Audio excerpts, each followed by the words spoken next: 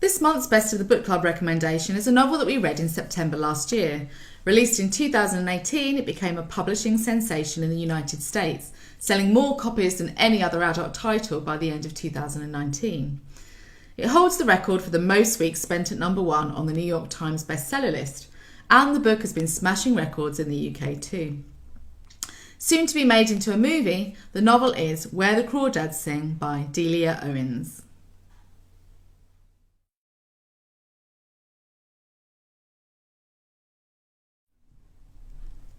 Where the Crawdads Sing is a saga spanning the best part of 60 years. The first scenes start in the early 1950s, and we are introduced to Kaya, known in her town in North Carolina as the Marsh Girl.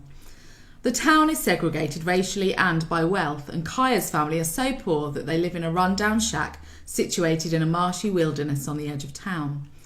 One by one, her parents and siblings leave until she has to survive on her own. Kaya does not go to school and learns life lessons through nature. Her sole source of interest and entertainment is the natural world, and she relishes the wildlife and the plants around her. She grows into a beautiful young woman and sparks the interest of a rich former football star from town who promises her they will marry and live happily ever after.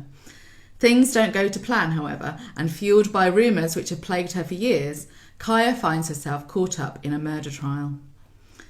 The book group did enjoy the novel. We agreed it was a cross between a coming-of-age story and a murder mystery, which created a rich and layered narrative.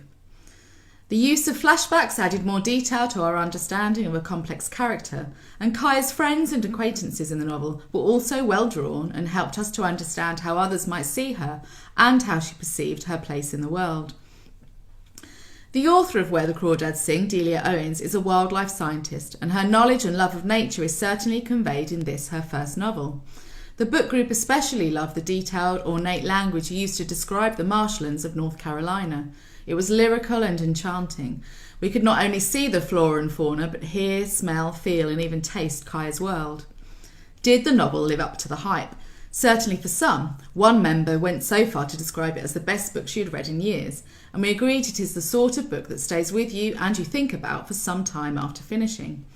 However, some of the group felt Kaya's character was too perfect. She lacked flaws.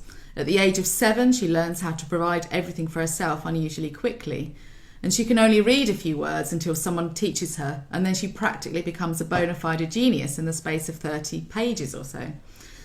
Some of the group also likened the romance in the novel to something you would find between the pages of a young adult book, but overall we were pleasantly surprised at how much we all did enjoy the novel and believed it had been such a hit with readers because of its wide appeal.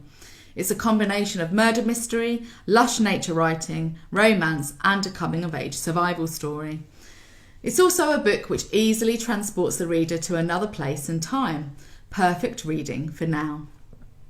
You can borrow Where the Crawdads Sing by Delia Owens from any Barbican and Community Library.